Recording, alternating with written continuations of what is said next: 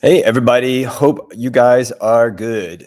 You see, I'm in a cabin. My in-laws have a cabin in Oklahoma in the Ouachita National Forest. So it's kind of pretty. Hope you guys are good. Let's see. I have been reading discussion posts all day and just thinking about stuff.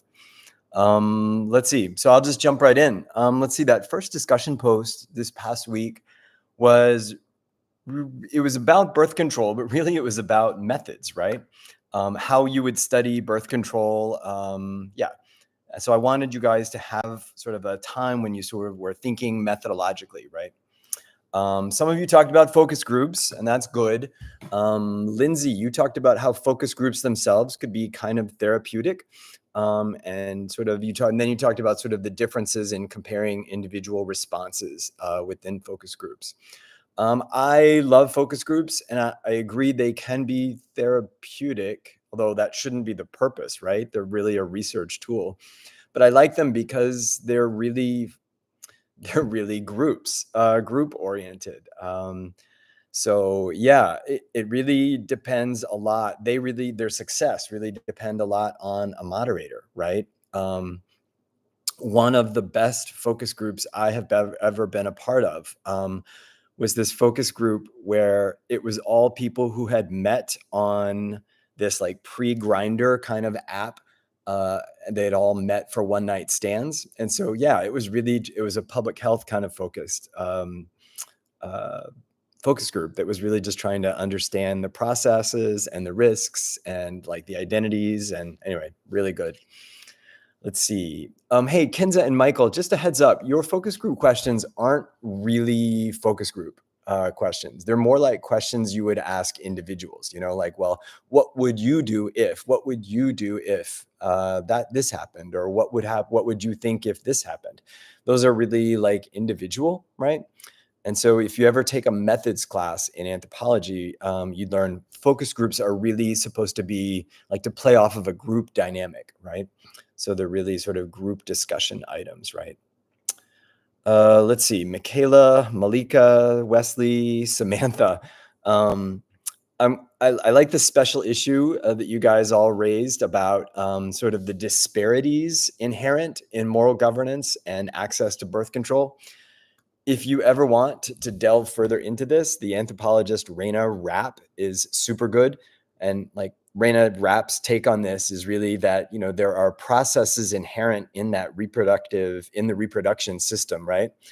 That propagate racism, that propagate racial privileges, right? And so like she has a good history of sort of like ICE sterilizations.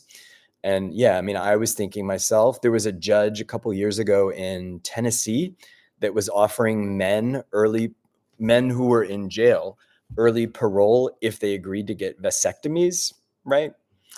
Anyway, let's see. You all affirmed to me or reaffirmed that sex education in Texas, if you went to school here, sucks. Either because of the double standards inherent in it, or because of like the heteronormativity in it. So that was really fun to read. Let's see, Malika and Srijoni, good for you guys for moving us beyond just sort of the content of birth control and really into like, what are the socially constructed meanings about birth control, right, that get portrayed? Particularly when those meanings either align or challenge religious or political goals. So that was really, really important, I think, right? Don't just look at the content, but what does the content tell you about the social meanings, right? And the contested nature of meanings. And so, yeah, the two of you guys really said, you could look at media portrayals to see how some narratives emphasize things like self-discipline. Others talked about birth control as this sort of matter of individual freedom and morality. So that was really interesting. So Joni pointed out these could be on Reddit, but then they can also just be everyday conversations, right, that you sort of hear. Let's see, about the discussion readings. I deliberately left that one kind of open. Wanted you to choose a reading broadly centered on childhood. Kinza, you had this amazing article about FGM in Somalia. Just so you guys know this, or Kenza, if you are more interested in this in the future, there is a lot of really good medical anthropology about female genital cutting, right? I'm happy to turn you onto that unless you already know it, right? Samantha, you had an article by a friend of mine about the anti-vaccination movement and sort of the responsible choices, or the choices that quote unquote responsible parents make. And that's EJ Sobo. Eliza goes by EJ. She is an amazing anthropologist and a super nice person. And so, yeah, if you are ever at a conference and you see that EJ Sobo is speaking, literally just walk up to her and introduce yourself, because she is super, super nice and down to earth. Let's see, almost done. A lot of you are interested in birth control and how improving access to birth control is almost this assumed benefit. Like, well, people say, well, of course we have to improve access. But then rarely is there this sort of questioning or discussion about, well, what does this mean? And how does this upset existing relationships?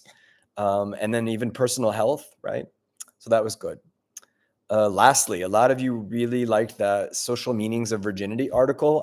I'm glad. I think it's an amazing piece, particularly because it's good at sort of decentering the subject matter away from this sort of white American heteronormative kind of framework, right? And some of you pointed that out.